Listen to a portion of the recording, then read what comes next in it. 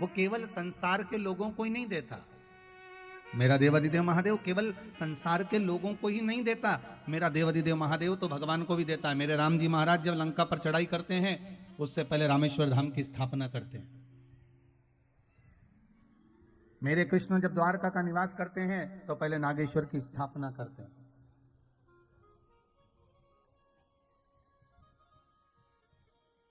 वो केवल मनुष्य को, मानव को, संसार के लोगों को ही प्रदान नहीं करता, वो तो भगवान को भी देता है। भगवान विष्णु को लक्ष्मी जी दे दी, सुदर्शन चक्र दे दिया, ब्रह्मा जी को वेद दे दिए, इंद्र को ऐरावत दे दिया, इंद्र को सुंदर कामधेनु दे दी। ऐसा कौन है जिसको नहीं दिया? चोर को कुबेर बना दिया, फिर हमें क्यों खाली छोड़ेगा? फिर हमको क्यों छोड़ देगा? वो देने में कमी नहीं रखता। ना देवताओं को देने में कमी रखी, उसने स्वयं विष पिया है और देवताओं को अमृत दिया।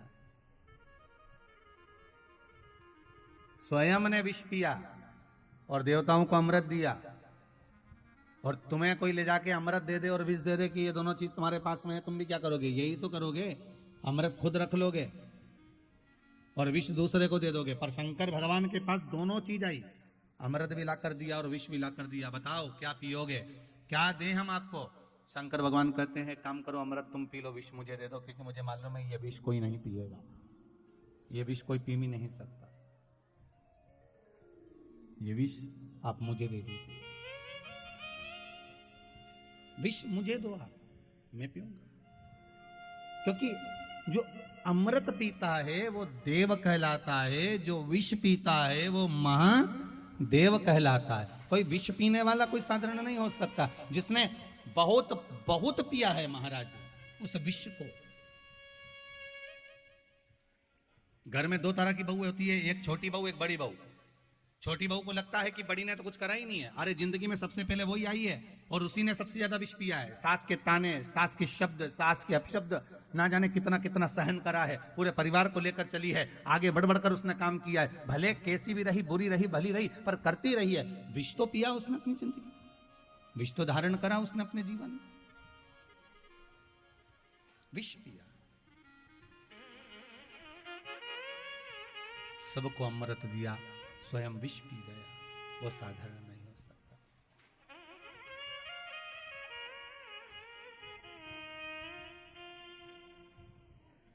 महाराज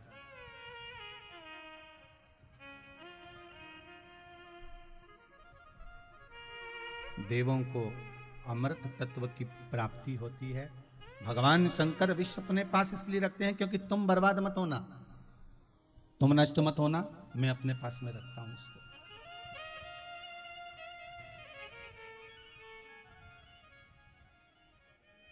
इसलिए शायद कहते हैं विषधारी हो त्रिपुरारी हो,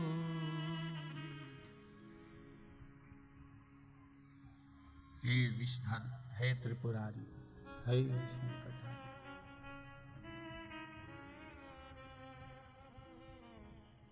विषधारी हो त्रिपुरारी हो, भूमि पे हो जयकार। हे शंकर, हे शिव, हे त्रिलोकीनाथ, हे त्रिकालदर्शी, संपूर्ण ब्रह्मांड को आपने केवल दिया है, इस ब्रह्मांड से आपने कुछ लिया नहीं है। इसलिए हे शंभु, अब मेरा चित्त, मेरी वृत्ति, मेरा मन मैं आपको समर्पित करता हूं। क्यों? क्योंकि ये मन जब आपका हो गया, ये चित्त जब आपका हो गया, तो इससे बढ़कर कोई सुख नहीं होगा। शिव महापुराण की कथा कहती है जीवन बड़ा विचित्र है। इस जीवन में प्रत्येक दिन, रोज, प्रतिदिन अर्जुन, कौरव और पांडवों का युद्ध तो एक बार हुआ था, कौरव और पांडवों का युद्ध तो एक बार हुआ है। शिव महापुराण की कथा कहती है इस कली काल में, इस संसार में आपने अगर जन्म लिया है तो ये मनुष्य का इस संसार से, इस व्यवहार से प्रतिदिन का युद्ध है महाराज। अब ध्यान देना कि कौरव के इन युद्ध में भगवान कृष्ण और अर्जुन थे कौरव और पांडवों के युद्ध में, हमें दूसरी जगह अर्जुन और कृष्ण को ढूंढने नहीं जाना। शिव महापुराण की कथा कहती है संसार के इस युद्ध में, अपने व्यवहार के इस युद्ध में, कहीं इस संसार से जीतने के लिए, इस मानव जीवन को परमात्मा को समर्पित करने के लिए इस आत्मा को ही हमें कृष्ण बनाना पड़ेगा और इस आत्मा को ही हमें अर्जुन बनाना पड़ेगा। तब जाकर यह आत्मा परमात्मा का भजन करते करते परमात्मा के धाम तक पहुंच पाएगी और विजय प्राप्त कर पाएगी। नहीं तो विजय भी प्राप्त करना बड़ा मुश्किल है, इसकी प्राप्ति बड़ी कठिन। हमें उसके ऊपर समर्पित होकर चलना है। और जिस दिन हमारा समर्पण पूर्ण हो जाएगा, जिस दिन हमारा समर्पण श्रेष्ठता की ओर हो जाएगा, फिर हमको भटकना नहीं।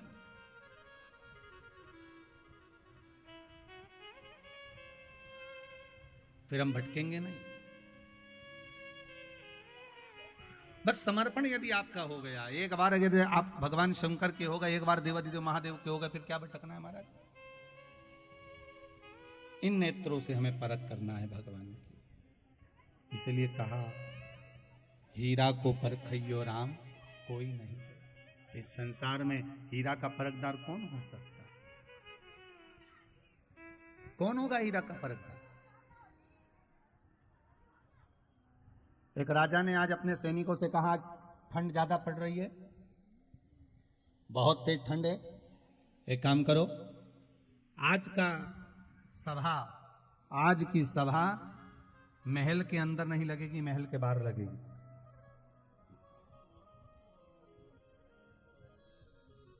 आज इस सभा को हम महल के अंदर नहीं लगाएंगे, आज इस सभा को हम महल के बाहर लगाएंगे।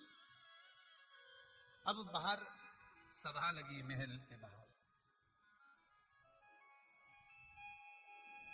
और महल के बाहर सभा लगी। इतने में उस सभा में एक हीरा लेकर एक व्यापारी आ गया। उसके पास में दो बड़े बड़े हीरे थे और दोनों हीरे बड़े सुंदर थे। ऐसा लगता है कि दोनों कोहिनूर हीरा हो।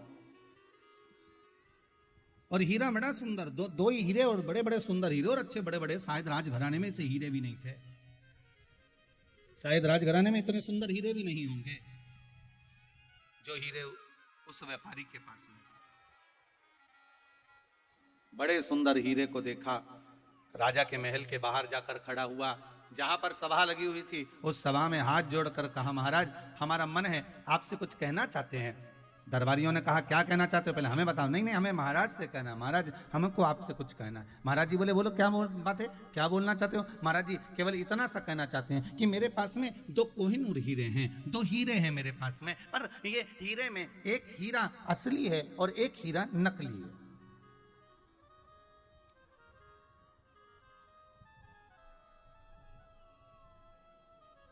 मेरे दो हीरों में एक हीरा असली है और एक हीरा नकली है। महाराज इतना सा चाहता हूं, यदि आपने या आपकी सभा में जितने मंत्री बैठे हुए हैं, जितने विद्वान से विद्वान बैठे हुए हैं, जितने ज्ञानी से ज्ञानी बैठे हुए हैं, अब राजा की सभा में कौन नहीं होता, विद्वान से विद्वान ब्राह्मण भी होते, पंडित भी होते, साधुजन भी होते, संतजन भी होते, मंत्री भी होते, संतरी भी होते, जो सारे जितने बैठे हुए हैं, जितने सैनिक, जितने मंत्री, जितने सभासद जितने बैठे हुए हैं, जितने जोहरी बैठे हुए हैं, मेरा निवेदन है अगर आपकी सभा में और आप बता दोगे कि असली हीरा कौन सा है और नकली हीरा कौन सा है, आपने बता दिया असली कौन सा है तो मैं असली हीरा आपको देकर चले जाऊंगा, और अगर नहीं बताया तो आपसे हीरे की कीमत लेकर आऊंगा, क्योंकि मैं सारे राज्यों में घूमता घूमता आया हूं, हर राज्य में मैं जीतता आया हूं, क्योंकि आज तक कोई मिला ही नहीं कि जिसने बता दिया कि इसमें असली हीरा कौन सा। जितने का हीरा है उतने का रुपया मैं आपसे लेकर जाऊंगा। अगर आपने गलत उत्तर दिया तो, अगर हीरा असली बता दिया तो वो हीरा आपका, और हीरा असली नहीं बता पाए तो उस हीरे की कीमत आपको देना है, वो हीरे की कीमत आपको देना पड़ेगी। राजा ने कहा बड़े बुरे फंसे, अगर हीरा मालूम पड़ गया तो ठीक है कि मिल जाएगा, और अपने राज्य में इतना सुंदर हीरा है भी नहीं, और इतना बढ़िया हीरा अपने को प्राप्त हो जाएगा। पर दिक्कत इस बात की है, अगर हीरा नहीं पहचान में आया तो बताओ 5-10 करोड़ रुपए तो वैसे ही देना पड़ेगा, और ना जाने कितने ले जाए इसका क्या भरोसा, क्योंकि 10 करोड़ से कम का हीरा तो दिख नहीं रहा। अब इतना हीरे का पेमेंट तो देना ही पड़ेगा। फिर भी राजा ने कहा हमारे पास में बहुत अच्छे अच्छे जौहरी बैठे हुए हैं, हमारे पास में बहुत बड़े बड़े सभासद बैठे हुए हैं, हमारे पास में बहुत बड़े बड़े मंत्री बैठे हुए हैं, सब बताएंगे कि हीरा कौन सा असली है कौन सा नकली है, ये सब बताएंगे। राजा ने सबको कहा जाओ देखो जरा, जाते जाओ। अब कुछ तो उठ के जाने लगे, पर कुछ के मन में आया अगर हमने बता दिया और ये नकली निकला तो राजा हमारा माथा खा जाएगा, हम तो उठे ही नहीं तो अच्छा। अब आधे उठ नहीं रहे, कोई जा रहा है कोई आ रहा है, कोई नहीं जा रहा कोई नहीं आ रहा, आधे जा रहे आधे आ रहे, उठते ही सब हार गए, कोई उठने को तैयार नहीं हुआ, कुछ लोग गए तो उत्तर दे नहीं पाए।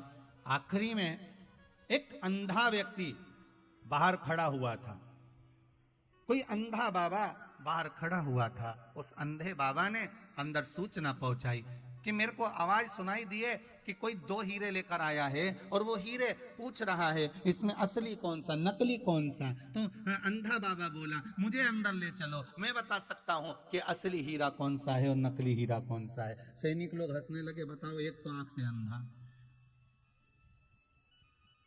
हीरे को तो देख नहीं सकता, और असली और नकली बताएगा कैसे? एक तो आंख से अंधा है, अब असली और नकली हीरा ये बताएगा कैसे?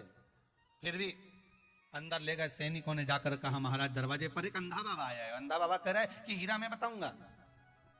राजा ने कहा लेके आओ उसको, अंदर लेके आओ। राजा ने कहा महाराज आपको मालूम है आप आंख से अंधे हो? बाबा बोला हाँ हाँ महाराज जी मेरे को मालूम, मेरी आंखें नहीं है, बचपन से मेरी आंख गई हुई है। अच्छा तो आप कैसे बता सकते हो कि हीरा असली है कि नकली? अंधे बाबा बोले ये तो हीरा देख के बताऊंगा। तो आंख तो है ही नहीं, देखोगे क्या? नहीं मुझे बताना है बस आप मुझे। अब राजा ने मन में सोचा एक ने भी तो नहीं बताया, अब जो होगा देखा जाएगा, इस अंधे पर विश्वास करो। और अंधे पर विश्वास करा, अंधे को ले जाकर हीरे के पास खड़ा करा, हीरे के पास खड़ा करा, हीरे को देखकर अंधे ने बता दिया कि ये हीरा असली है और ये हीरा नकली है, पहचान कर बता दिया।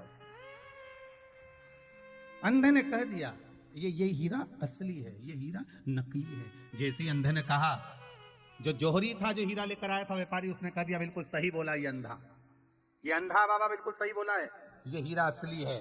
राजा ने अपने नगर में डोंडी पिटवा दी, बहुत जोरदार आनंद में ये हीरा में प्राप्त हो गया, बिना पैसे के बिना शुल्क के। सारा तैयारी होने लगी, नगर में डोंडियां पिटने लगी, दरवाजे पर द्वार पर घी के दिए जलने लगे, पूरे नगर में आनंद हो गया। करोड़ों रुपए का हीरा आज फ्री में मिल गया इस अंधे के चक्कर में, इस अंधे बाबा के चक्कर में। पर राजा के हृदय में खलबली मची रही कि अंधा जब अच्छे अच्छे व्यापारी नहीं पहचान पाए, जोहरी नहीं पहचान पाए, सैनिक नहीं पहचान पाए, सभासद नहीं पहचान पाए, तो ये अंधे ने कैसे पहचान लिया?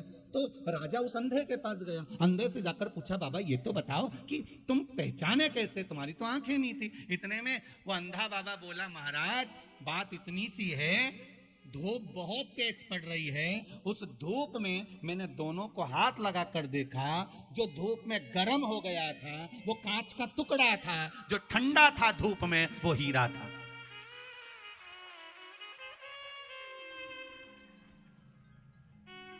भारी से भारी धूप में भी कांच गर्म हो जाता है, भारी से भारी तपन में भी, भारी से भारी धूप में कांच गर्म हो जाता है, पर भारी से भारी धूप में हीरा कभी गर्म नहीं होता, हीरा हमेशा ठंडा की ठंडा रहता है। शिव महापुराण की कथा यही कहती है कि दुनिया में कितना भी दुख आए, कितनी भी तेज गर्मी पड़े, दुख की गर्मी काई की, दुख की, धूप काई की, दुख की, तकलीफ कितनी भी आए, दुख कितना भी आए, तकलीफ कितनी भी रहे, कष्ट कितना भी आए, रोग कितना भी बढ़ जाए, बीमारी कितनी भी आए, पर शिव महापुराण की कथा कहती है कि तुम्हारे चेहरे पर क्रोध नहीं आना चाहिए। समझ जाना कि तुम कांच के हो। अगर तुम्हारा चेहरा ठंडक है, तुम्हारे मुख पर राम नाम, कृष्ण नाम, शिव नाम समाया है, तुम्हारे भीतर भगवान अगर समाया है, तो तुम्हारे चेहरे की रौनक नहीं गिरना चाहिए। समझ लेना कि तुम असली हीरे हो। असली और नकली की पहचान करना ये हीरा की कथा कहती है। हीरे की थोड़ा सा दुख आया और मालूम पड़े आप इतने दुखी हो गए, इतने चिंतित हो गए, इतने चिंतित हो गए कि घर के लोगों को भी लगने लगा किसी को चिंता ज्यादा है।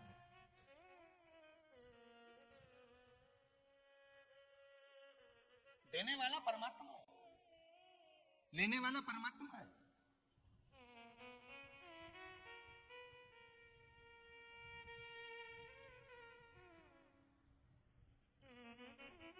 कल किसी ने व्हाट्सएप पर मैसेज करा था, पटना से कोई मैसेज करे होंगे, ऑफिस में गया था, कथा सुन रहे हैं, उन्होंने मैसेज करा था गुरुजी से कहना हमारा आने का कथा में बड़ा मन था, पर क्या करें हम कथा में पहुंच नहीं पाए शेर घाटी, क्योंकि अभी ये कोरोना महामारी में हमारा जो पति है वो शांत हो गया था और मेरा बेटा भी उसी बीमारी में कोरोना महामारी में चले गया था। दुख तो इस जीवन में इतना है, पर क्या करें हम आते कथा में, पर हम कैसे आए, बड़ा दुख हमारी जिंदगी में आ गया। अगर वो कथा सुन रहे हैं, पटना में बैठकर भी अगर इस कथा को सुन रहे हैं, तो उनसे निवेदन करूंगा, देने वाला भी मेरा महादेव है और लेने वाला भी महादेव है। आप इस विचार से अब हट जाइए कि क्या था, क्या गया, क्या पाया, क्या खोया, ये विचार नहीं करना हमको। एक व्यापारी रोज विचार करता था, एक व्यापारी के मन में रोज विचार आता था कि मेरा बेटा बड़ा हो गया, काम कैसे करेगा, धंधा कैसे करेगा, व्यापार कैसे करेगा, व्यवसाय कैसे करेगा। एक व्यापारी कोई भी होगा, अगर व्यापार करने वाला व्यक्ति है तो उसको बच्चों का बड़ा टेंशन रहता है। और कितने मरे साहब कोरोना महामारी में, विचार करिएगा जरा, कितने मरे कोरोना महामारी में, ढेर। ना जाने कितनों को टेंशन होगा कि आगे मेरे बच्चों का होगा क्या।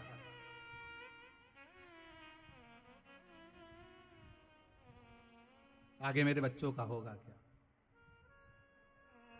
सीहोर कुबेरेश्वर धाम पर तो एक बेटी मिलने के लिए आई थी, वो बेटी के शब्द थे, छोटी सी बेटी थी, लगभग होगी 20-22 साल की, 19-20-22 साल की। वो बेटी आंखों में जल भर कर कहती है कि अब पिता भी नहीं रहे कोरोना महामारी में, मेरे चाचा भी नहीं रहे कोरोना महामारी में, मेरी एक बहन है छोटी और एक छोटा भाई है 6 साल का, और एक चाचा का लड़का है 3, 3.5, 4 साल का, ऐसा कुछ उसने बताया था। गुरुदेव, परिवार में कोई कमाने वाला नहीं है, वो भी जॉब करते थे, नौकरी करते थे प्राइवेट, उसमें कुछ मिला नहीं। अब हम बस बाबा के भरोसे। हमने उस बेटी से एक ही बात कही, अगर बाबा ने लिया है तो रास्ता खोलने वाला भी बाबा ही रहेगा, अगर बाबा लिए हैं तो रास्ता खोलने वाला भी बाबा ही रहेगा। आपसे भी निवेदन है, अगर कोई गया है उसका दुख नहीं मनाना, हो गया ना दुख, आपने मना लिया ना उतने दिन का, उसके बाद तो आप राहें खोलिए, भगवान का भजन करिए, स्मरण करिए, संकीर्तन करिए, कुछ कर्म अपने जीवन में श्रेष्ठ कर कर जाना, जिससे अगर भगवान ने आपको मौका दिया है परिवार को पालने का, परिवार को साधने का, तो कुछ अपने जीवन में ऐसा कर्म कर कर जाना कि परिवार का नाम कुछ आपके नाम से जुड़कर आपके पूर्वजों को भी स्मरण होता रहे कि मेरे घर के व्यक्ति ने फिर संभाल लिया इस परिवार को, फिर संभाल। क्या रोना उसको।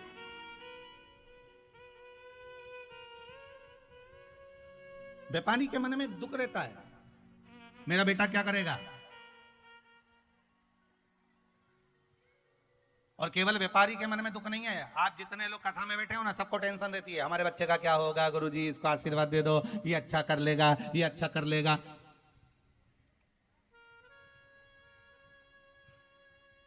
जो भी आया, अगर किसी गुरुजी के पास जाके पूछती है ना माताएं, तो यही कहती है, इसको आशीर्वाद दो ना गुरुजी, ये कुछ करे, ये बेटी को आशीर्वाद दो ना गुरुजी, ये कुछ करे, पुत्र को आशीर्वाद दो, ये कुछ करे। पर एक माता के मुख से ये नहीं निकला, एक माता के मुख से ये शब्द नहीं निकला कि गुरुजी मेरे बेटे को यह आशीर्वाद दो कि मेरी सेवा दिल और जान से करे, मेरे बच्चे को यह आशीर्वाद दो कि दिल जान से मेरी सेवा करे। नौकरी करे वो अपनी जगह पर, क्योंकि भाग्य में लिखा है तो नौकरी तो करना पड़ेगी, सर्विस तो करना पड़ेगा, व्यापार तो करना पड़ेगा, पर सेवा भी करे वो साथ में हमारी। बनाओ बेटों को डॉक्टर बनाओ, तुम बेटों को इंजीनियर बनाओ, तुम बेटों को कलेक्टर बनाओ, एसपी बनाओ, डीएसपी बनाओ, जज बनाओ, तुम बेटों को जो मर्जी पड़े सब बनाओ, पर शिव महापुराण की कथा कहती है इन सबसे पहले बेटों को संस्कारित बनाओ, नहीं तो तुम्हें दो रोटी कौन देगा, जरा विचार करिएगा। सबसे पहले बच्चों को संस्कारित बनाओ। हम अपने बच्चों को, प्रत्येक माता पिता बच्चे को राम बनाने की चेष्टा करते हैं और 20 दिन की कुसंगति बेटे को रावण बना देती है। आप बनाओ बच्चों को, मना नहीं, आप जो बनाना चाहते हो बनाइए, पर बेटे को सबसे पहले संस्कारित बनाने का प्रयास करिए, इनको संस्कार दीजिए।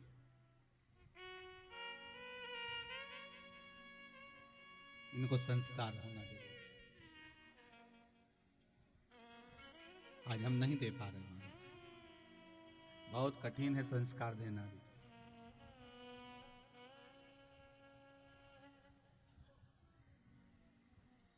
छोड़ दो उस परमात्मा पर। एक व्यापारी सोचता रहता था कि बच्चों का क्या होगा, क्या होगा, क्या होगा, क्या होगा, पर एक दिन पिता को अटैक आ गया, हार्ट अटैक आ गया, हॉस्पिटल में भर्ती करा। इसका लड़का दौड़ कर आया, पिता को अटैक आया, हॉस्पिटल में सेवा करने लगा। इसका एक दोस्त आ गया, वो भी सेवा में लग गया। समय निकल गया। 4-5 घंटे बाद डॉक्टर ने कहा अब तुम्हारे पिताजी खतरे के निशान से बाहर हैं, अब खतरा टल चुका है।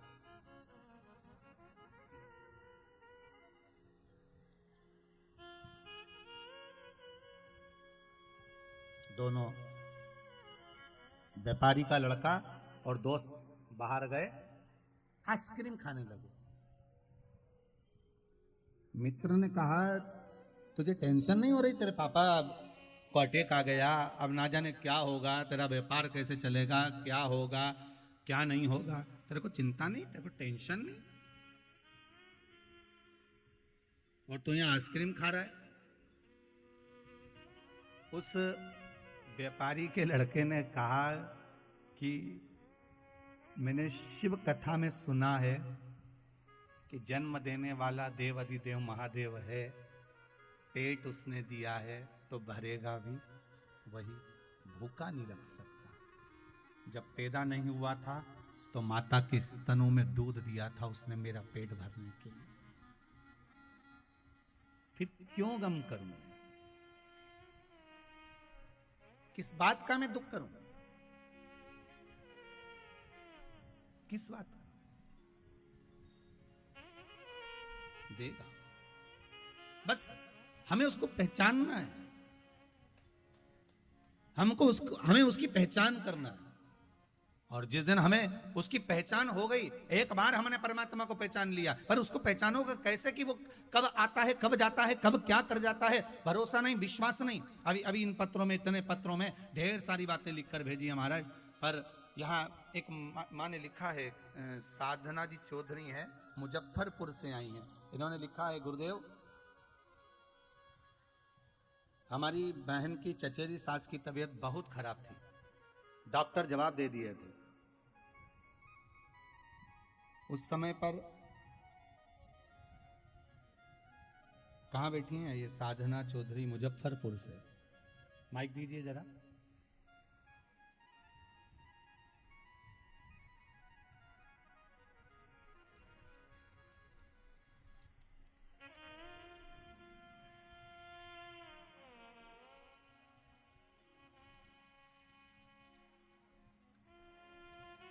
श्री शिवाय नमस्तुभ्यम।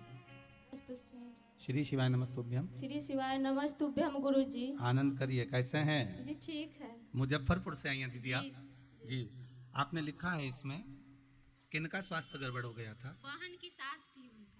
अब ठीक है एकदम? एकदम ठीक हुई, 2 घंटा में उतर गई वेंटिलेटर पर से। आपने मंत्र जाप किया था जी। उसका फल मिला ना आपको? वेंटिलेटर से हटा दिया आप? अब तो ठीक है बिल्कुल। श्री सब परिवार आए हुए हैं। पूरा परिवार आया है क्या? जी। अच्छा अच्छा, कहाँ बैठे हैं, जरा खड़े हो परिवार वाले।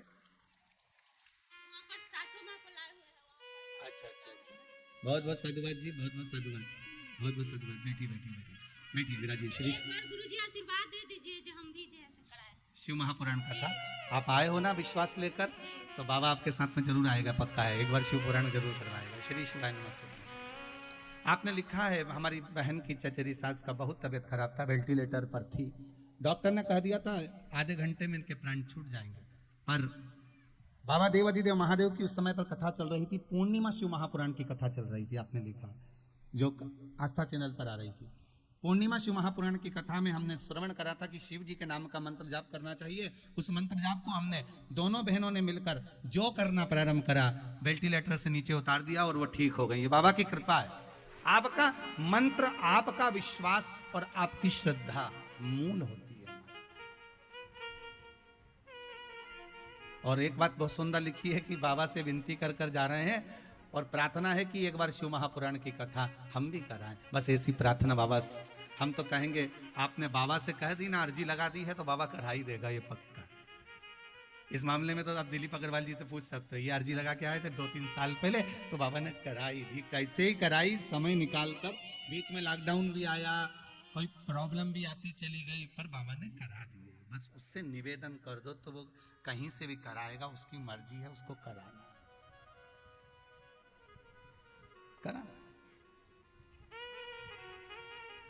उसका मन। ये रांची से गौतम जी आए हुए हैं महाराज, 2 बार, एक बार सीओर आ चुके हैं ये कथा लेने के लिए, मात्र गौशाला की कथा लेने के लिए सीओर आ चुके हैं एक बार कुबेरेश्वर धाम में, और फिर वापिस आए कि गुरुदेव बस कथा की तारीख दीजिए। बाबा कृपा क्यों, बस उससे विनय कर जाओ। हम तो आपसे भी कहेंगे उससे निवेदन कर जाओ, जब वो कृपा करेगा तो अवश्य मिलेगी। क्योंकि अभी तो कथाएं खैर बाबा की कृपा से 2023 तक तो बड़ी मुश्किल है, पर फिर भी बाबा जो कृपा करेगा, कहीं बीच बीच में योग लगाता रहेगा तो कथा बाबा दे ही रहेगा। श्री शिवाय नमस्तुभ्यं। रांची गौशाला के लिए आप कथा लेने के लिए आए हैं, बहुत बहुत साधुवाद। शिव कृपा करेगा, करुणा सागर करुणा कर। जब तक शिव कृपा नहीं करता तब तक कोई कार्य हो ही नहीं सकता। महाराज, तेरी कृपा बिना ना हिले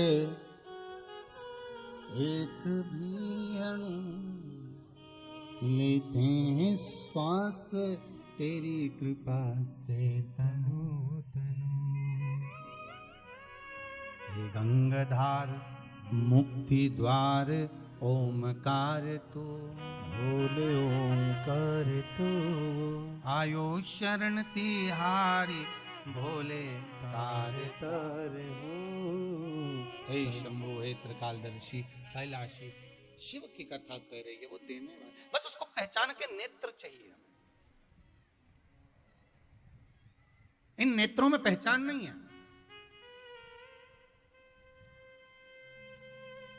इन नेत्रों में जिस दिन पहचान आ जाएगी ना, उस दिन जीवन सार्थक हो जाएगा। पत्नी पति को नहीं पहचान पाती। एक पति पत्नी बगीचे में घूम रहे थे, गार्डन में घूमते घूमते सामने से कुत्ता आ गया। अब कुत्ता आया, पत्नी को लगा ये मुझे काट खाएगा। दोनों पति पत्नी पीछे हुए, कुत्ता और आगे बढ़ा, दोनों पति पत्नी और पीछे हुए, कुत्ता और आगे बढ़ा, पति पत्नी दोनों पीछे हुए। पति को लगा ये कुत्ता मेरी पत्नी को ना काट खाए। अगर ये कुत्ता मेरी पत्नी को काट गया तो बच्चों का टिफिन कौन बनाएगा, स्कूल कौन भेजेगा, काम कौन करेगा, काम कौन करेगा, टिफिन कौन बनाएगा। तो ये कुत्ता मेरी पत्नी को नहीं काटना चाहिए। तो जैसे कुत्ता दौड़कर इनकी ओर आया, इसने पत्नी को गोदी में ले लिया कि कुत्ता मुझे काट ले पर मेरी पत्नी को नहीं काटना चाहिए। और उसने अपनी पत्नी को गोदी में लिया। जैसे ही गोदी में उठाया, कुत्ता भाग गया। और कुत्ता भागा, इसने पत्नी को नीचे उतारा। पत्नी को जैसे ही नीचे उतारा, इतने में तो पत्नी क्रोध में लाल हो गई और गुस्से में लाल होकर बोली, तुम्हें अक्ल है थोड़ी बहुत? दुनिया के लोग कुत्ते को भगाने के लिए पत्थर उठाते हैं, तुमने मुझे उठा लिया, तुमने मुझे उठा लिया। अब बेचारे ने अच्छे के लिए उठाया था कि इसको नहीं काटे, पर वो नहीं समझ पाई। उसमें इतनी विवेकता, उसकी दृष्टि में वो भाव प्रकट ही नहीं हुआ। बस यही हमें लगता है कि हम घर चला रहे हैं, हमें लगता है हम परिवार चला रहे हैं, हमें लगता है कि हम कमा रहे हैं, हमें लगता है कि हम कथा करवा रहे हैं, हमें लगता है कि हम कथा वाच रहे हैं, हमें लगता है कि हम कथा सुन रहे हैं। तो ये हमारा भ्रम है, मात्र भ्रम, इससे ज्यादा कुछ नहीं।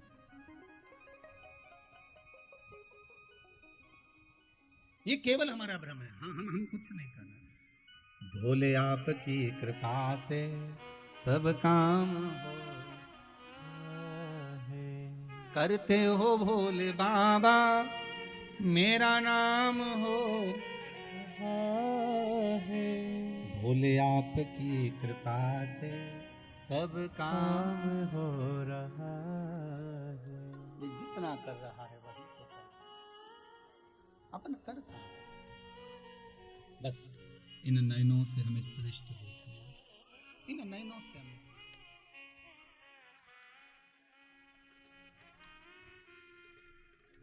बाबा को तो केवल एक निवेदन कर सकते हैं, हे शंभु, हे शंकर, आपके लिए हूं, आपका हृदय है, आप पधार।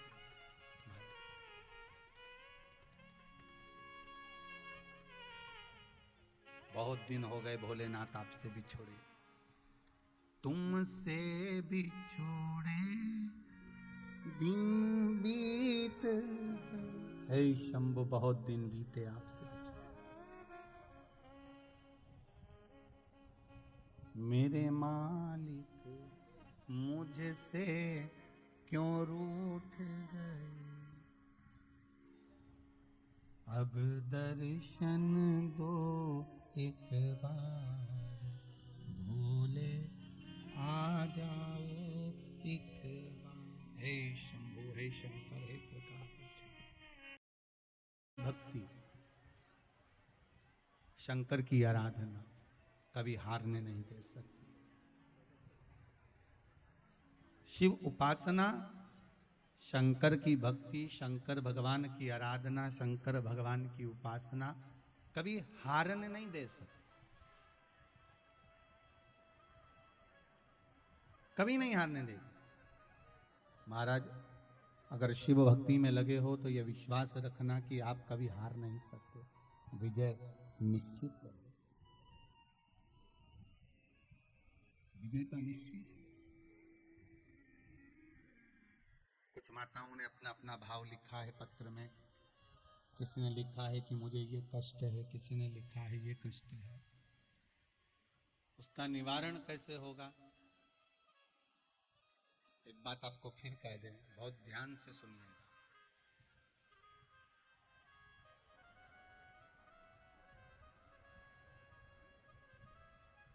108 नंबर पर फोन लगाओगे तो एम्बुलेंस आती कि नहीं आती? अरे बोलो तो, आती है।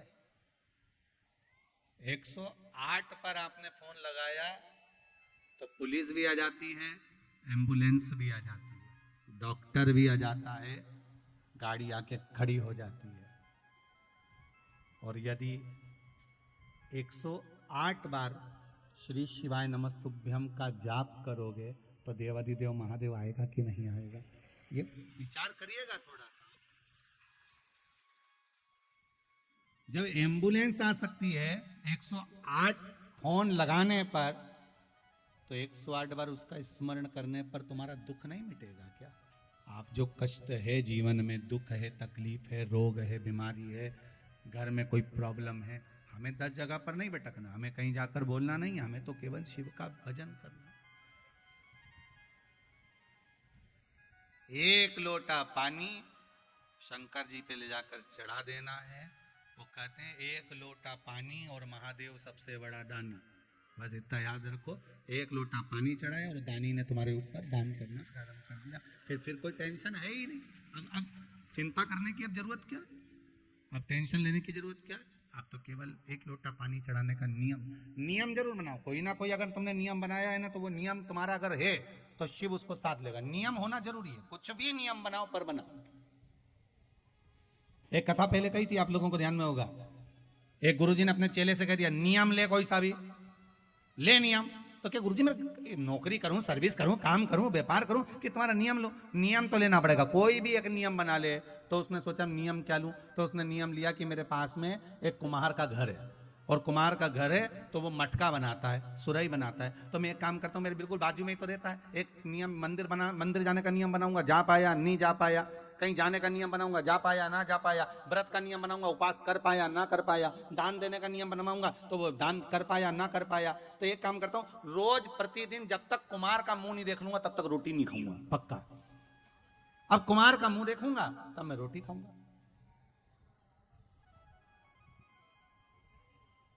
जब तक मैं कुमार का मुंह नहीं देख लेता तब तक रोटी नहीं खाऊंगा, तो नहीं खाऊंगा पक्का।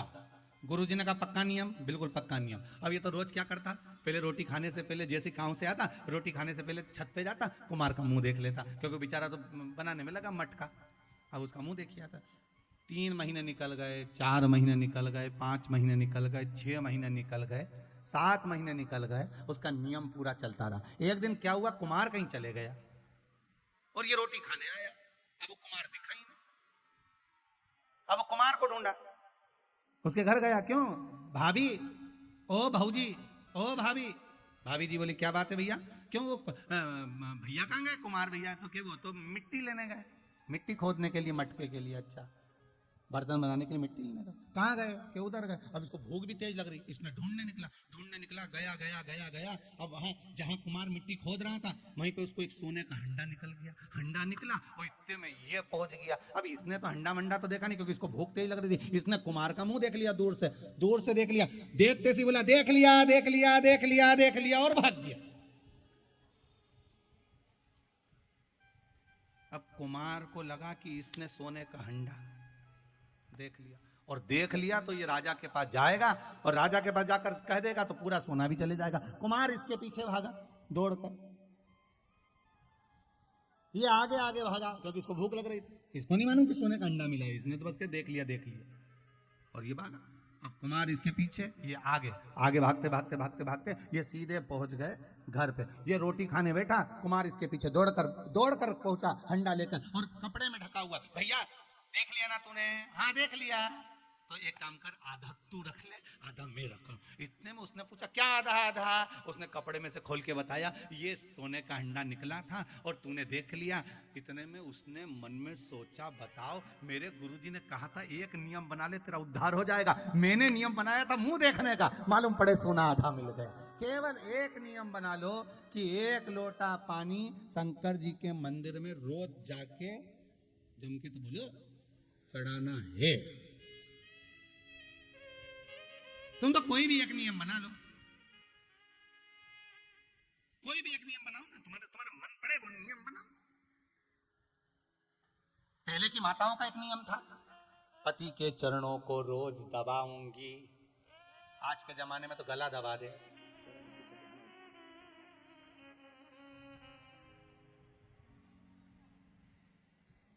पहले कितना नियम था। पहले की तो पत्नियां पति को रोज सिर पे पल्लू ले इन्हें प्रणाम करती थी। प्रणाम।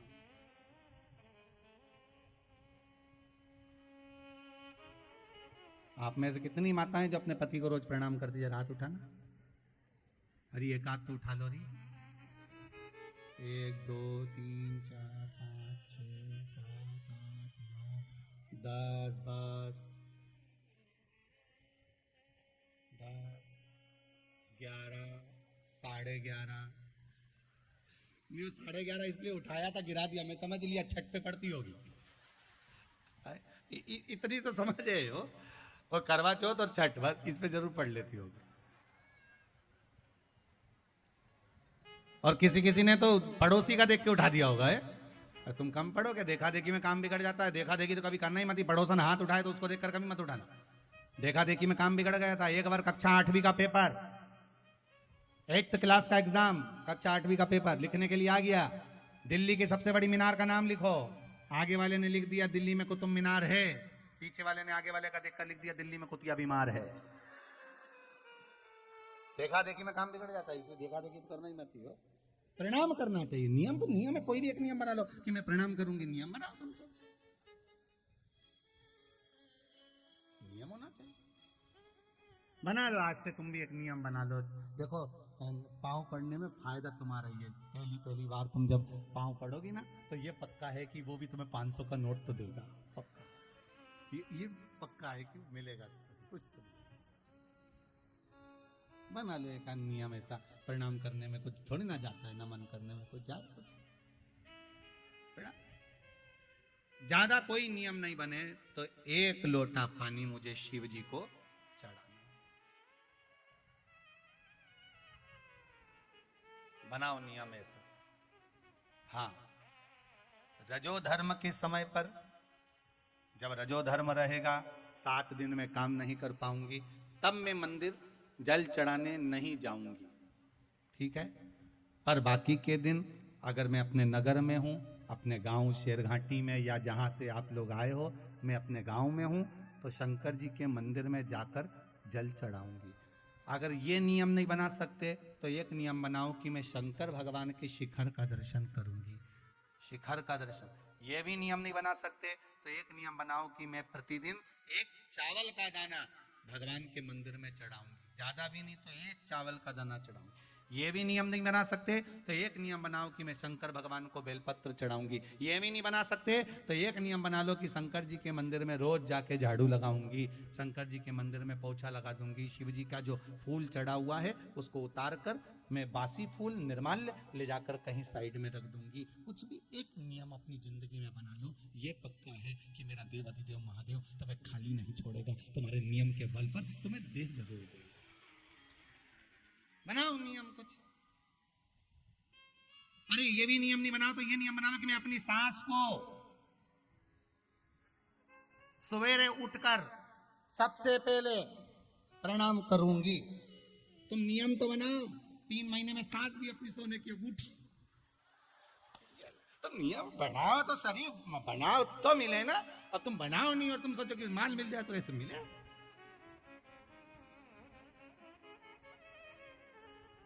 कौन मिलने वाला है?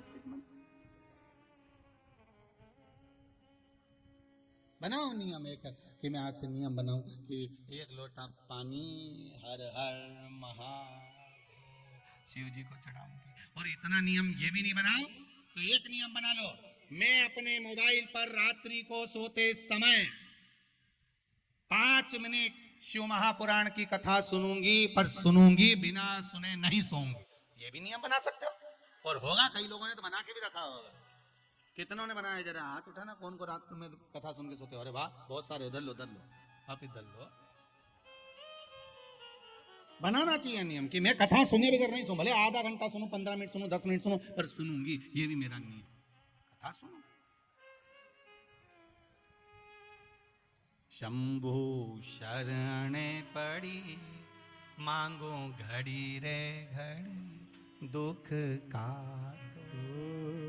दया करी ने दर्शन। आपका नियम अगर है तो भगवान उसको निभा देता है। आप नियम बनाइए। शिव महापुराण की कथा कहती है महाराज, शंकर का चरित्र कहता है।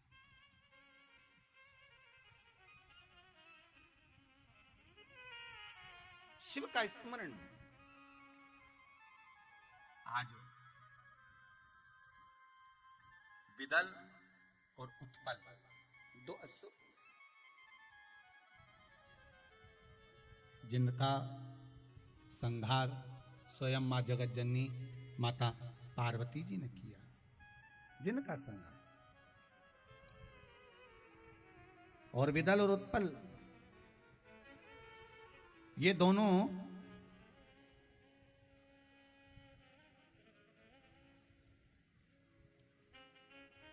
बड़े उपद्रवी थे।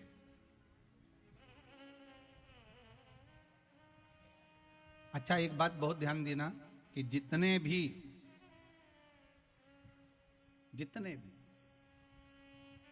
असुर हुए, राक्षस हुए, इन्होंने कहीं ना कहीं भगवान की भक्ति को भी प्राप्त करा। अब ये आपके पास में गयासुर था तो असुरी, पर प्रबल था। कितना प्रबल, उसकी प्रबलता कितनी श्रेष्ठतम थी, जरा विचार करिएगा। ये गयासुर, जिसकी छाती पर भगवान यज्ञ करना चाहते, हवन यज्ञ करना चाहते।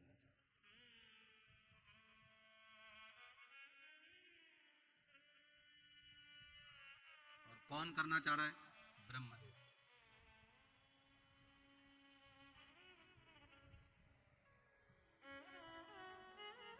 यज्ञ करना चाह रहे हैं। और ब्रह्मा जी ने यह विचार करा कि इस गयासुर की छाती पर ही यज्ञ क्यों करना चाहते हैं? आखिर क्या था ऐसा गयासुर में? गयासुर में इतना बल आखिर क्या था? शिव महापुराण की कथा कहती है, विष्णु पुराण कहती है महाराज, स्कंद पुराण वर्णन करती है कि ये गयासुर कोई साधारण नहीं था। जितना उपद्रवी था उतना भजनावली था। जैसे तारकासुर था वैसा ही गयासुर।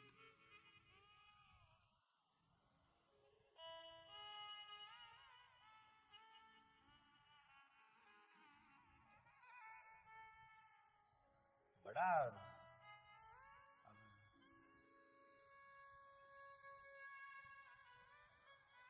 गयासुर की छाती पर यज्ञ। हाँ, तो भगवान नारायण के पास खबर पहुंची कि ब्रह्मा जी ने कहा मुझे गयासुर की छाती पर यज्ञ करना। तो भगवान नारायण ने पूछा तुम्हें और कोई जगह नहीं मिल रही गयासुर की छाती पर यज्ञ करोगे? नहीं नहीं नहीं नहीं, गयासुर की छाती पर यज्ञ करना है। पर आपको मालूम है कि गयासुर राक्षस है, और राक्षस की छाती पर यज्ञ करोगे तो कोई सुख मिलने वाला है क्या? किसी का कल्याण होने वाला है क्या? आप चिंता मत करो प्रभु। सबसे पहले मैं गयासुर की छाती पर अगर यज्ञ करूंगा तो पहले अमृत से इसको लीपूंगा। अमृत से लीपोगे? भगवान विष्णु ने कहा आपको मालूम है अमृत तो देवता हुन लेकर गए थे और सबने पी लिया, अमृत बचा कहां है? इतने में ब्रह्मा जी ने कहा मुझे मालूम है अमृत एक जगह पर रखा हुआ है और उसको लाकर कोई विद्वान ही दे सकता है। कोई बुद्धि और विवेक में जो तीव्र होगा वो लाकर देगा। और बुद्धि और विवेक में तीव्र कौन हो सकता है? तो इतने में ब्रह्मदेव ने कहा आप चिंता मत करो, दुनिया का सबसे सुंदर पक्षी, दुनिया का सबसे अच्छा बोलने वाला पक्षी, दुनिया का सबसे मीठा बोलने वाला पक्षी,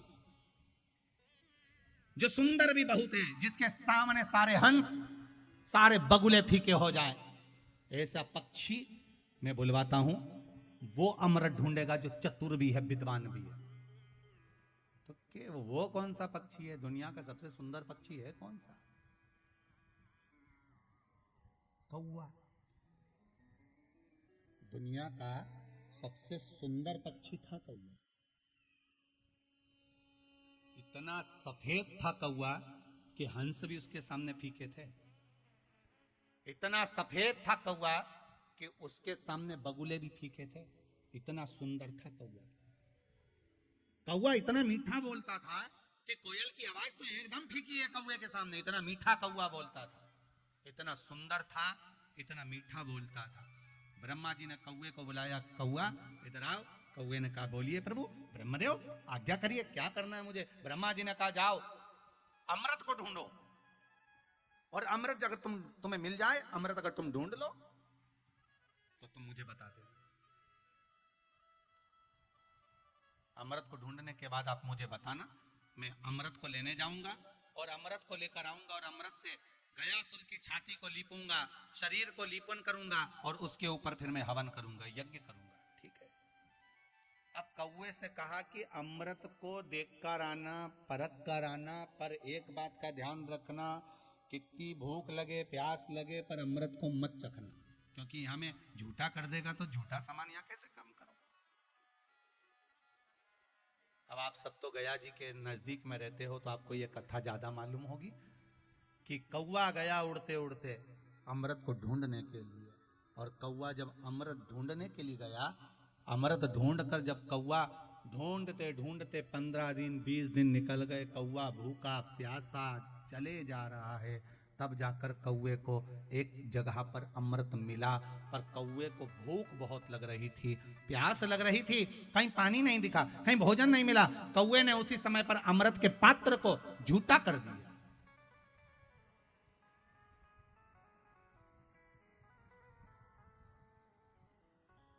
अपनी चोंच को उसने अमृत को लगा दिया, वापिस आया। ब्रह्मा जी ने पूछा क्यों कौवे? ए कौवे अमृत मिला? हाँ प्रभु अमृत मिल गया, मैं देखिए आया, वहां रखा है। बहुत थक गया था मैं, बहुत भूख लग रही थी मुझे, इसलिए मैंने उस अमृत को थोड़ा सा पी लिया, झूठा कर लिया मैंने उसको। ब्रह्मा जी को क्रोध आ गया और ब्रह्मा जी ने श्राप दे दिया, रे कौवे तो इतना सफेद होकर तूने ऐसा काला काम करा है, मैं तुझे श्राप देता हूं कि तू काला हो जा। तूने अमृत को झूठा करा है, इतनी मीठी वाणी बोलने वाले ने मेरे साथ कपट करा, छल करा। मैं तुझे श्राप देता हूं कि तेरी वाणी कर्कश हो जा, तेरी वाणी बेकार हो।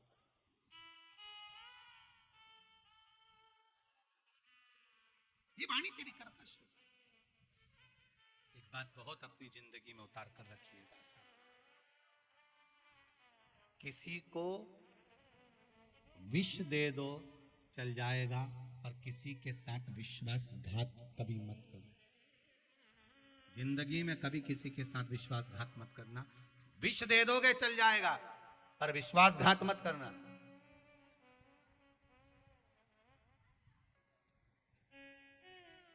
जिसने आपके लिए अपना पूरा सर्वस्व लुटा दिया, जिसने आपके लिए अपनी पूरी जिंदगी दे दी, सारा सुख, सारा वैभव, सारा धन दौलत आपके ऊपर लुटा दिया हो, ऐसे व्यक्ति से कभी भी कपट मत करना, छुपाना मत, छल मत करना और बेईमानी मत करना, विश्वासघात कभी मत करना। वो जीवन में आपको बार बार रुलाएगा अगर आपने विश्वासघात किया है। वो जिंदगी भर रुलाएगा आपको, वो विश्वासघात करा हुआ।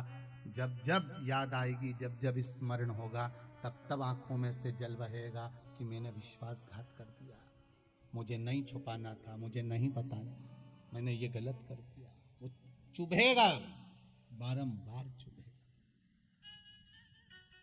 विष दो, विश्वासघात।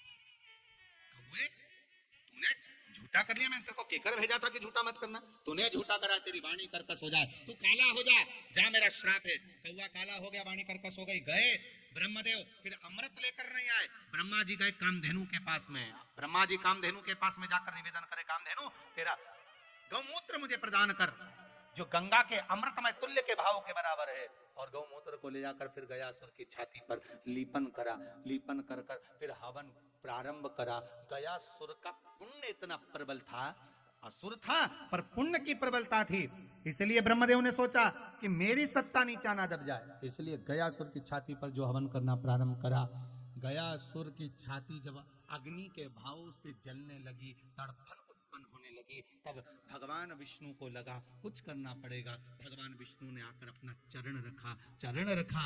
गयासुर को ठंडक महसूस हुई। गयासुर अब आराम से लेटा हुआ है, और गयासुर ने भगवान विष्णु से कहा, प्रभु आपका चरण मेरे ऊपर रखा गया, जिस चरण को पाने के लिए देवता तक तरसते थे वो उनको नहीं मिला, मुझे मिल गया। ऐसी कौन सी कृपा आपकी प्राप्त हो गई, क्या करा है मैंने?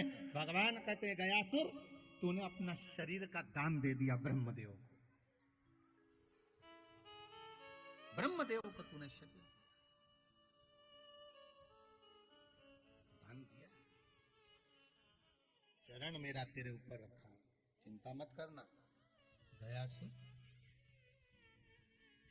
सारी दुनिया में जितने भी जीव भटक रहे होंगे, तेरे इस गया क्षेत्र में आने पर भले कोई पिंड का दान नहीं भी देगा, और गया क्षेत्र के अंतर्गत आकर अगर खड़ा भी हो जाएगा तो भी उसके जीवों का कल्याण हो जाएगा। ये वो गया क्षेत्र, तो क्यों चिंता?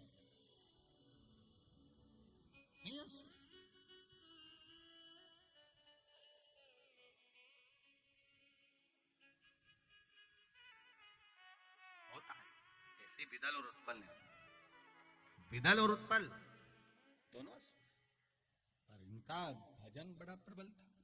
भजन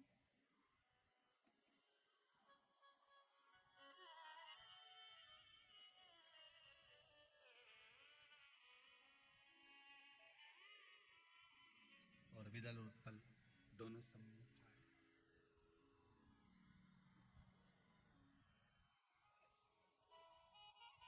महाराज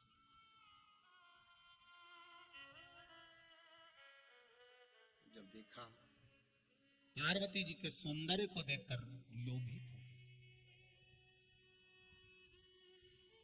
लोभित। एक बात बहुत ध्यान दीजिएगा, नारी की सुंदरता है, पुरुष की सुंदरता है, पर उसकी ओर आसक्ति होना ये श्रेष्ठता नहीं है। आज विदल उत्पल को देखा, पार्वती जी की ओर आए, इन्होंने उठाया कुंदुक, माता पार्वती ने प्रहार करा, विदल उत्पल के प्राण छूटे, वो कुंदुक भगवान शिव जी के चरणों में गया तो शिव जी का नाम कुंदकेश्वर पड़ गया। क्या नाम पड़ा है? कुंदकेश्वर। कुंदकेश्वर, भगवान कुंदकेश्वर का स्मरण अगर जीव करता है, भगवान कुंदकेश्वर का स्मरण करता है, नाम जाप करता है, उसका भी फल बहुत है महाराज। एक बात और अपने जीवन में उतारी है। कई माताओं ने प्रश्न, कुछ माताओं के हैं कि घर में लक्ष्मी नहीं है, संपदा नहीं है, बहुत दुखी चल रहे हैं। पहले तो आप वो जल का पात्र वाला उपाय कर लो जो पहले बताया है, वो नहीं कर सकते तो कुंदकेश्वर का उपाय करें। बेलपत्री,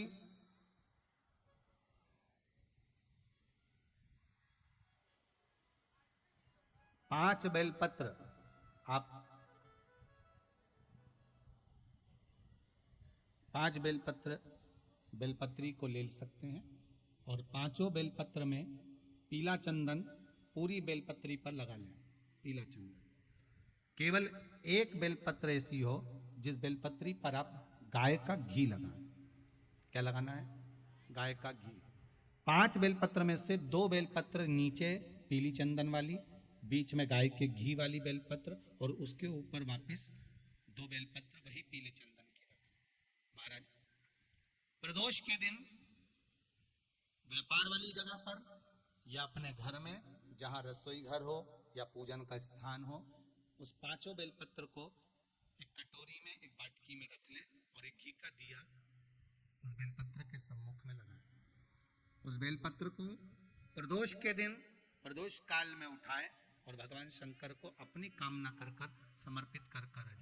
केवल 2 प्रदोष करिए कुंदकेश्वर महादेव के नाम से, लक्ष्मी मेरा भोलेनाथ देना प्रारंभ कर देगा, संपदा वो देगा, वैभव वो देगा। 2 प्रदोष कर देख लीजिए। वैसे करना चाहिए इसको 5 प्रदोष। कितने प्रदोष करना चाहिए? 5। पर आप एक प्रदोष करेंगे, दूसरा प्रदोष करेंगे, अपने आप संपदा बढ़ना, वैभव बढ़ना, लक्ष्मी की आवक होना प्रारंभ हो जाए। कुंदकेश्वर महादेव लक्ष्मी की वृद्धि करता महाराज।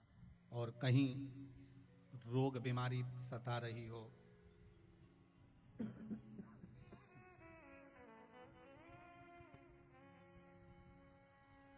तो भी कुंदकेश्वर का स्मरण करना चाहिए। कुंदकेश्वर महादेव सुख देते हैं, वैभव देते हैं। ऐसे भगवान शिव जी के चरणों में जाकर कुंदुक गिरा। जब कुंदुक गिरा, शिव जी का नाम कुंदकेश्वर हो गया।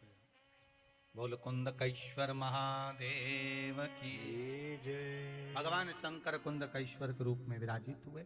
आगे वर्णन आया है, शिव महापुराण की कथा कहती है, दनु नाम के राजा हुए जिनके 2 पुत्र थे, रंभ और करम।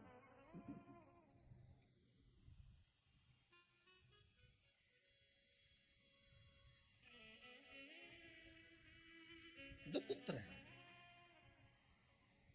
दनु नाम के राजा के 2 पुत्र हैं, रंभ और करम।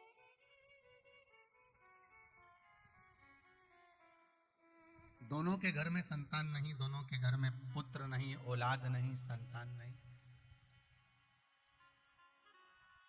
जब दोनों के घर में संतान नहीं है, दोनों के घर में औलाद नहीं है, महाराज बड़े दुखी थे कि घर में संतान नहीं। बहुत दुख था। बहुत ध्यान दीजिएगा इस कथा पर। जिनके घर में एक प्रश्न है किसी माता का कि घर में बेटियां हो और बेटा नहीं हो, महाराज बेटियां हैं घर में पर बेटा नहीं हो, तो दुनिया के लोग कहते हैं वंश कैसे बढ़ेगा, वंश कैसे चलेगा। पत्र है, आया है हमारे पास में लिखा हुआ। पर शिव महापुराण की कथा तो कहती है, शंकर की कथा कहती है, शिव का अनुमोदन कहता है, शिव चर्चा कहती है, शिव स्मरण कहता है कि आज के समय में बेटी क्या बेटे से कम है? अरे बोलो तो जम के, कम है क्या? नहीं ना। पुत्र बेटा एक कुल को तारता है और बेटी 2 कुल को तारती है, अपने ससुराल का भी और मायके का भी। कम नहीं है।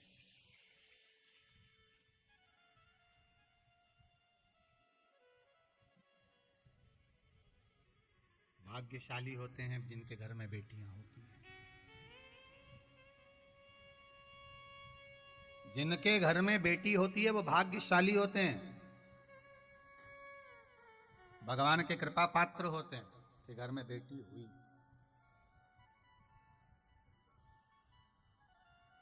रंभ तरंब के घर में संतान नहीं है। होता है कभी कभी ऐसा योग रहता है, कोई कहे कि हमारे यहाँ संतान का सुख नहीं, हमारे यहाँ इतने साल शादी के हो गए, औलाद नहीं, संतान नहीं। भगवान शंकर का स्मरण करो। शिव महापुराण में 2-3 उपाय पहले बताए हैं तुमरुका जी के, पीपल के पत्ते के, यूट्यूब पर डले हुए हैं, उस पर सर्च करो, उसको निकालो और निकालने के बाद उसको उपाय को करो, कर तो देखो उपाय, और विश्वास रखकर करोगे तो शिव क्यों ना मिलेगा। अगर विश्वास रखकर कराए तो भगवान देगा, ये पक्का। विश्वास रखकर करो। भरोसो दृढ़ इन चरण न कैरो, श्री वल्लभ नक चंद्र छटाविन, सब जग माही अंधेरो। अगर विश्वास पक्का है अवश्य मिले। महाराज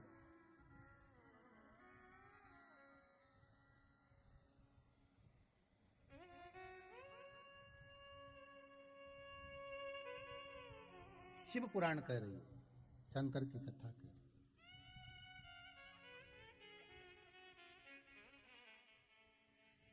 शिव महापुराण कहती है कि आपका विश्वास अगर दृढ़ है, रंभ करम तपस्या करने के लिए गए, पानी में खड़े होकर तप कर रहे थे, इतने में मगर आ गया। मगर ने आकर करम्ब को खा लिया। रंभ को लगा मेरा भाई मर गया, अब क्या करा जाए। रंभ वापिस आया, भाई तो मर चुका था जिसको मगर खा चुका था। रंभ ने क्या करा, चारों तरफ से अग्नि जलाकर बीच में बैठकर तप करना प्रारंभ करा। भगवान ब्रह्मा जी प्रकट हो गए। ब्रह्मदेव ने कहा मांगो रंभ, क्या चाहिए तुम्हें। रंभ ने कहा महाराज हमारे यहाँ संतान नहीं, मेरे यहाँ औलाद नहीं, आप कृपा करोगे तो मेरे यहाँ संतान होगी। आप कृपा करोगे तो मेरे यहाँ संतान होगी, मेरे यहाँ संतान नहीं। भगवान कहते हैं, ब्रह्मदेव बोले सुनो रंभ, तपस्या कर कर उठकर तुम जिसको प्रेम की दृष्टि से देख लोगे उसी से तुम्हारी औलाद पैदा होगी। तपस्या कर कर उठकर तुम जिसको प्रेम की दृष्टि से देख लोगे उसी से तुम्हारी औलाद पैदा होगी। कितना सुंदर संवाद कहती है शिव महापुराण की कथा कि शंकर के मंदिर जाओ, शिव की कथा में जाओ, तीर्थ जाओ, कहीं अच्छे स्थान पर जाओ तो वहां से जाने के बाद अपने ही घर में आओ, किसी दूसरे के घर में मत जाओ। किसके घर में आओ? अपने घर में आओ। क्यों? जब हम कोई उपास कर कर, व्रत कर कर, पूजन कर कर, साधना कर कर, तीर्थ कर कर, कथा श्रवण कर कर अपने घर में आते हैं तो उस भूमि का जो तेज बल होता है, उस भूमि का जो तप बल होता है, उस भूमि का जो पुण्य बल होता है, तो हमारे कपड़ों में चिपक कर हमारे शरीर के द्वारा, हमारी दृष्टि के द्वारा हमारे घर में प्रवेश कर जाता है और ना जाने कितने जीवों का कल्याण कर जाता है। कितने जीवों का कल्याण।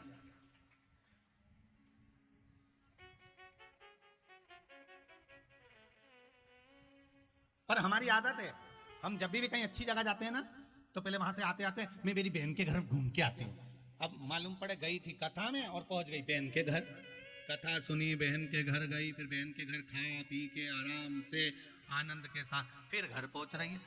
हाँ, अगर तुम्हारी बहन कथा में आई है तुम्हारे साथ में तो भले फिर उसके घर जाओ, और मालूम पड़े वो कथा में आई ही नहीं और तुम कथा में से उसके घर पहुंच गए, अपना सारा पुण्य तुमने उसके घर में जड़ा दिया, पूरा अच्छा अच्छा जो वैभव था, पुण्य था, सत्कर्म था, भजन था, कीर्तन था, सब उसके घर में जड़ा दिया। और बाद में अपने घर पहुंचे, घर के लोगों ने पूछा कहाँ गई थी, कथा में गई थी, अच्छा क्या लेके आई? तो बहन के घर में जितनी निंदा भरी हुई थी, क्योंकि उसने सब निंदा करी, मेरी सास तो ऐसी, मेरी बहू तो ऐसी, मेरा तो जो कथा थी वो तो उसके घर छोड़ी आई, और उसके घर की सारी बुराई निंदा बटोर के अपने घर ले गए।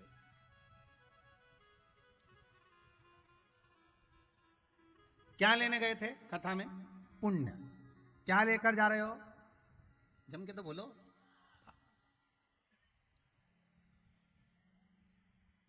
गए थे पुण्य लेने के लिए, लेकर आ गए।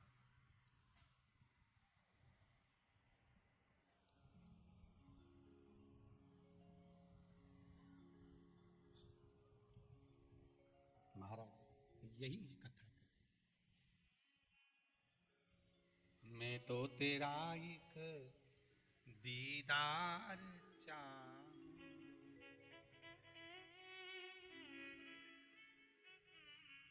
दीवाना तेरा तेरा प्यार चाहूं। देव बोले तो आसपास वाले सोचे पगला गया।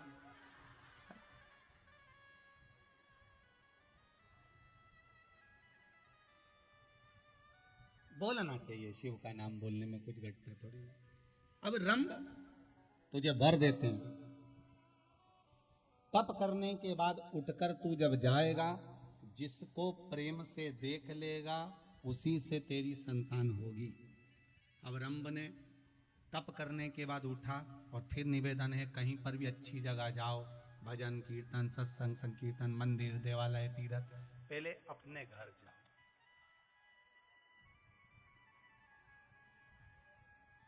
पहले अपने यहाँ।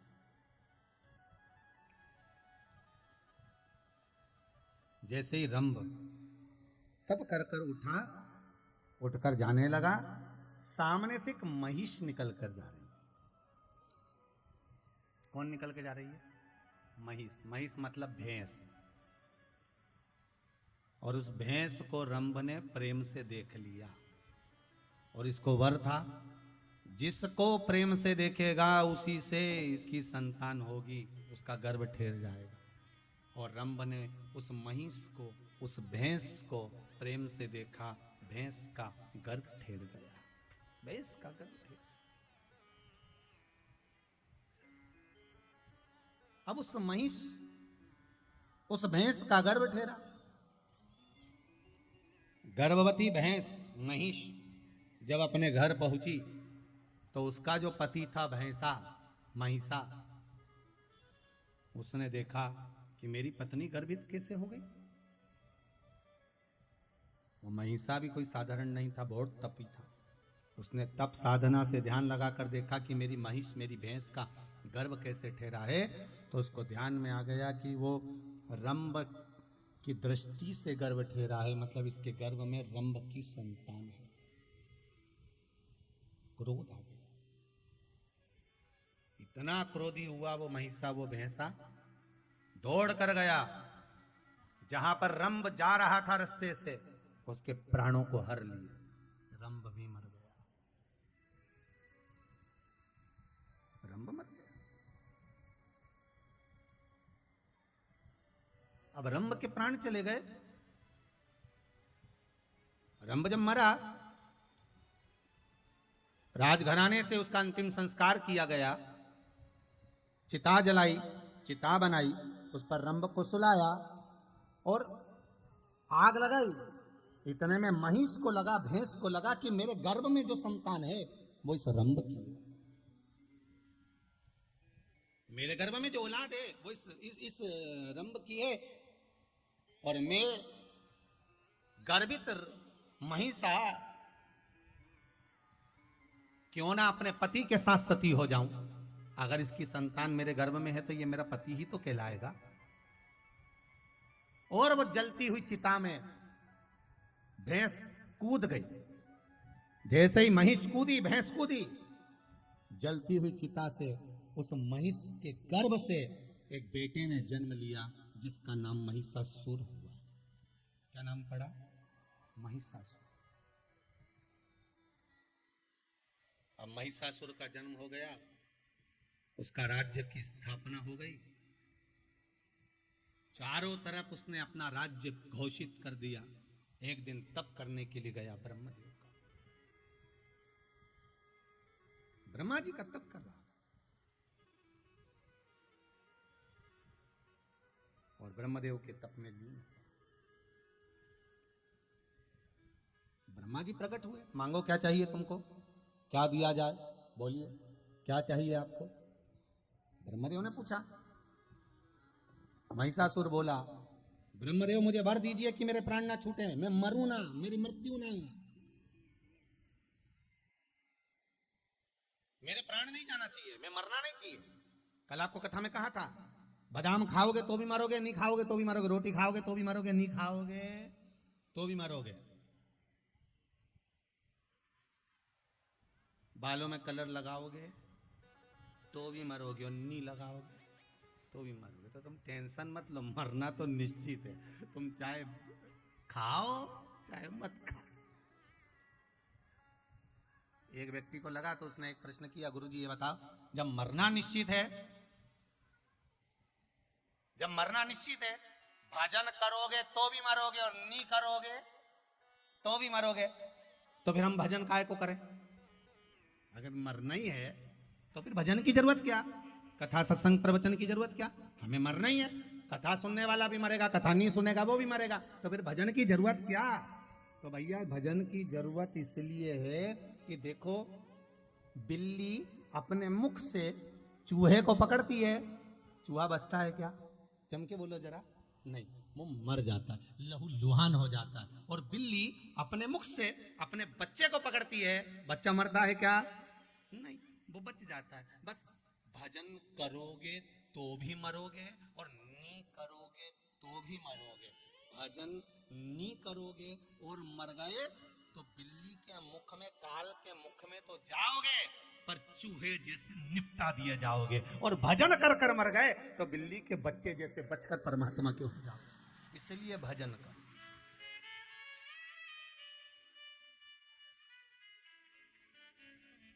मृत्यु निश्चित है, मरना निश्चित है। आया है सो जाएगा, राजा रंक फकीर, आया है जाएगा। भाई कौन की? मौत से किसकी रिश्तेदारी है, आज हमारी कल तुम्हारी बारी है। कौन है? जाना तो है। मौत से किसकी रिश्तेदारी है, आज हमारी कल तुम्हारी बारी है। जाना है, निश्चित है, पक्का है।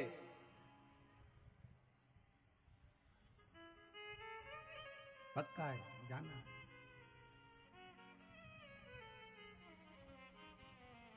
इसीलिए शायद बार बार कहते हैं साधु सन्यासी लोग कि माटी के पुतले तुझको कितना गुमान है, कितना अहंकार तेरे भीतर है, हे मट्टी का, जब जाएगा किसी काम नहीं आएगा।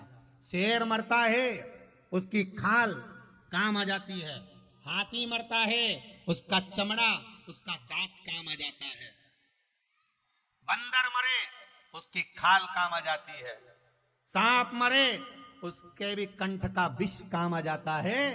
पर ये मानव ऐसा खोड़ला पैदा हुआ, ऐसा पैदा हुआ, इतना पाप इसके अंदर भरा, इतना कपट भरा, इतनी बेईमानी भरी कि ये मरे तो कई काम नहीं है, आखिरी में आग ही लगाना पड़ जाता। लगाओ आग, ये किसी काम का नहीं है, बटोरना नहीं है। और जितने मरे आज तक कौन ने उनको संभाल के रखे? कोई ने संभाल के रखा है? जैसे ही घर में कोई मरता है, इसके कपड़े को बाहर फेंक दो, चद्दर बाहर फेंक दो।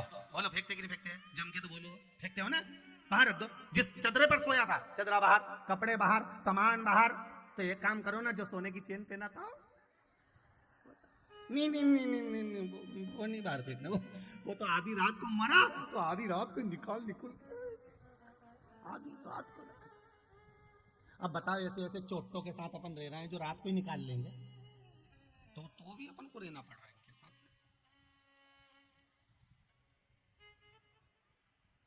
चेन फेंकी, अरे गुरुजी कोई फेंकेगा क्या, तो अपनी है। और आखिरी में जलाओ, चिता पर लेटाओ, तो गांव के लोग कहते देख लो जरा हाथ पैर में कुछ है तो नहीं, और वहां पे भी देख रहे नहीं, अंगूठी तुमने रात पे निकाली थी, उंगली सूज जाती ना इसलिए पहले ही निकाल ली हमने, तो सब सामान। अब कुछ पड़ा है शरीर पे? कुछ भी नहीं है, बस केवल एक रुद्राक्ष की माला पड़ी न एक तुलसी की माला पड़ी। भगवान भी बोले यही तुलसी रुद्राक्ष तेरे को ऊपर तक काम आएगा, बाकी के कुछ साफ नहीं जाएगा, सब पड़ा रह जाएगा। रखा कि धरा रहे सब, कुछ नहीं होना है। आखिरी में इतना बड़ा फोटो टंगना, प्लास्टिक की माला, कंडा जलाएंगे, ऊपर घी और शक्कर की धूप छोड़ेंगे, और किसी बात कहीं नहीं। तुम भले तुम्हें दमे की बीमारी हो चाहे सांस की बीमारी हो, पर धूप तो छोड़ेंगे। तुम भले कुछ भी मरना निश्चित।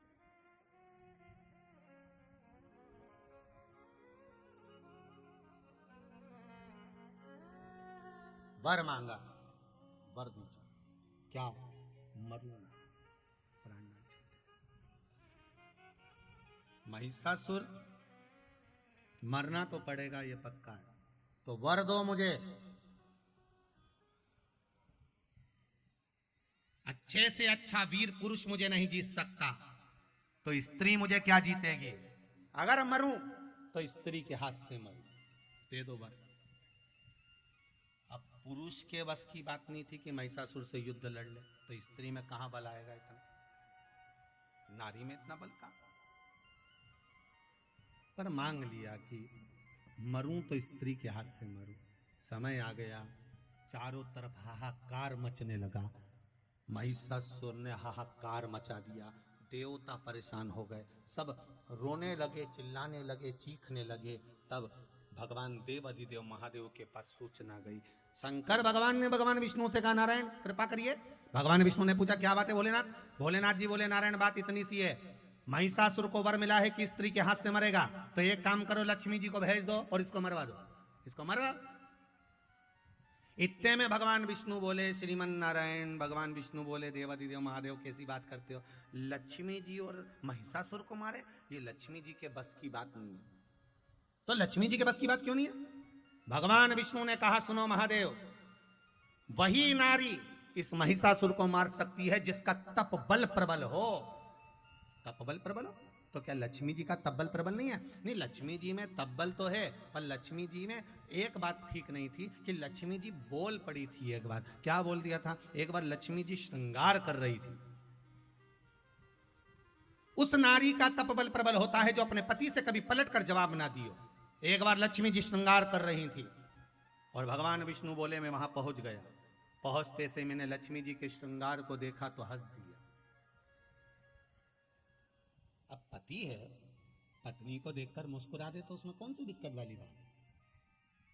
लक्ष्मी जी को देखकर मैं हंस दिया, हंसा। लक्ष्मी जी को क्रोध आ गया और लक्ष्मी जी ने श्राप दे दिया, हे नारायण, आप मेरे ऊपर हंसे हो, मैं आपको श्राप देती हूं कि आप मेरे को देखकर घोड़े जैसे हंसे हो, इसलिए आपका ये मुख सिर कटेगा और घोड़े का मुख लगेगा, क्योंकि तुम मेरे ऊपर हंसे हो। भगवान विष्णु का हयग्रीव अवतार हुआ, घोड़े का मुंह लगा लक्ष्मी जी के कारण।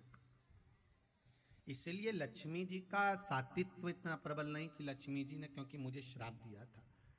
तो एक काम करो, भगवान शंकर बोले, ब्रह्माणी को भेज दो, ब्रह्मा जी की पत्नी को।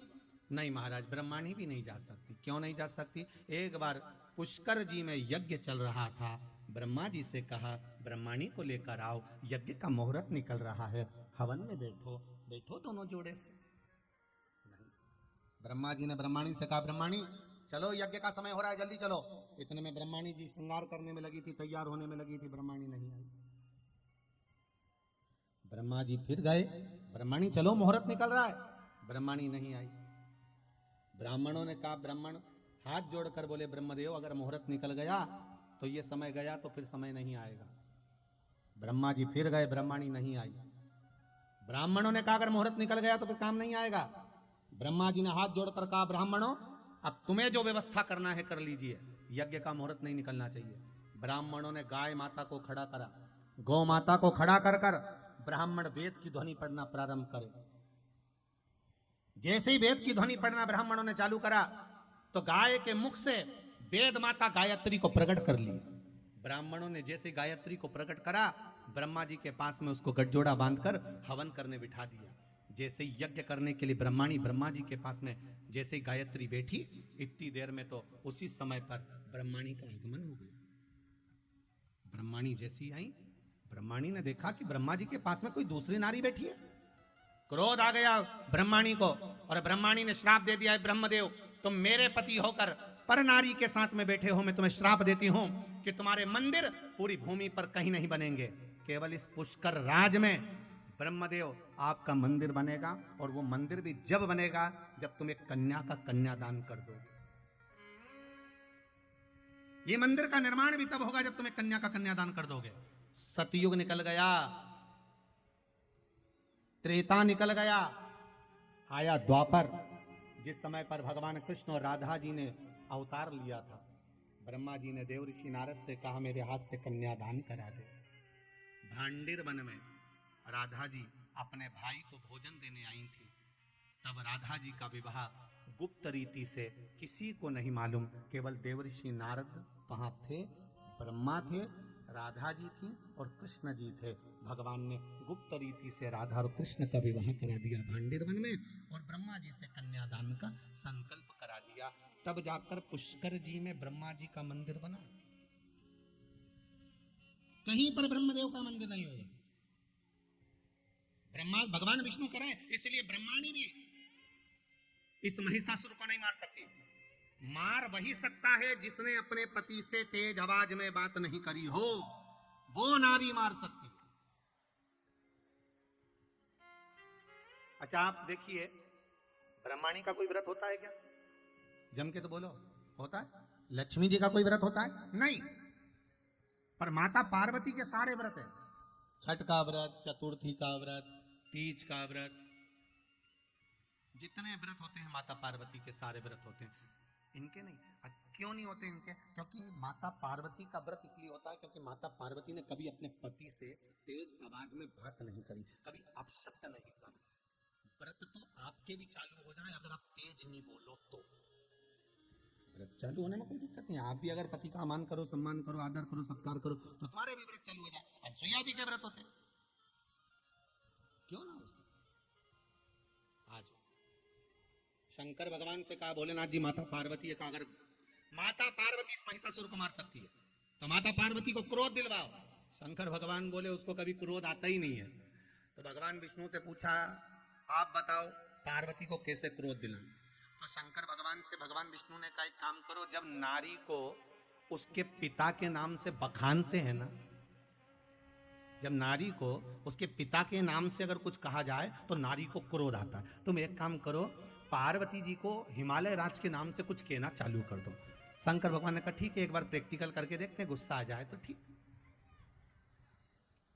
गए भोलेनाथ अंदर, पार्वती जी भोजन बना रही थी। भोजन बनाते बनाते उसी समय पर शंकर भगवान बोले पार्वती तेरे बाप जैसा दुनिया में किसी का बाप नहीं होगा, इतना कंजूस, इतना कंजूस। पार्वती तेरे पिता हिमालय राज की यहाँ कितना सामान, कितनी दौलत, ढेर, पर तेरे कन्यादान में तेरे पिताजी ने एक रत्ती भर का सामान नहीं दिया कि कुछ दे देते, कुछ देते। तेरे पिताजी ने एक रत्ती का सामान नहीं दिया।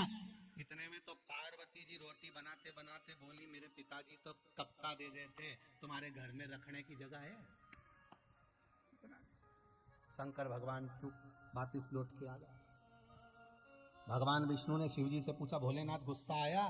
शंकर भगवान बोले वो तो मेरे बाप तक पहुंच गई, नहीं आया।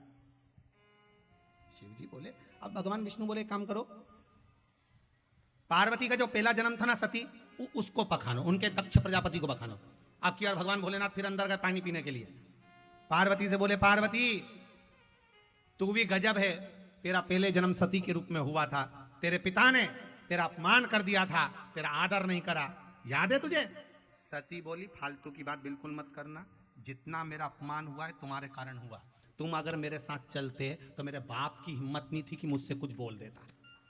शंकर भगवान वापिस बाहर आ गए, वापिस बाहर। एक तो पत्नी शॉपिंग करने जाए, बाजार जाए, शॉपिंग करने जाए, सामान खरीद के लाए, और रात को पति को दिखाए कि देखो मैं सामान लेके आई। तो पति ने पूछा कितने का लाई? तो क्या 500 रुपए का। इतने में पति बोलते ये तो 300 रुपए में मिले।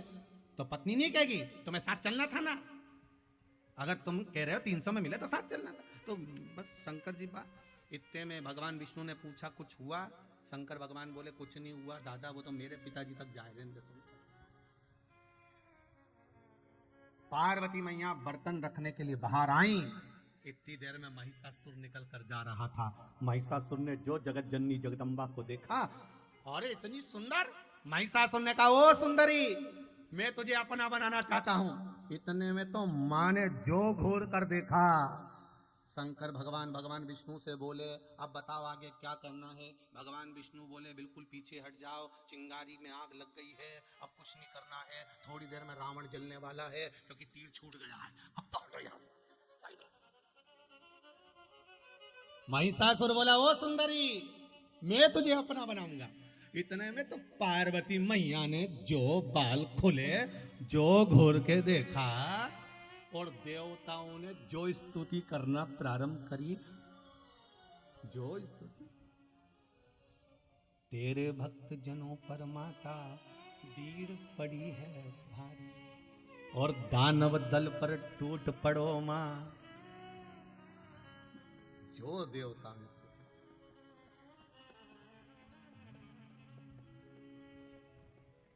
मां, महिषासुर पार्वती जी का हाथ पकड़ने के लिए आगे बढ़ा। पार्वती जी ने जो चीखा, बाल खोलकर जो चीखी, शेर को बुलाया सिंघा, भैंसे पर बैठा है, तू भैंसे पे चढ़ जाना, मैं त्रिशूल लेकर इसकी छाती पर लात रखकर चढ़ूंगी और इसका संहार करूंगी।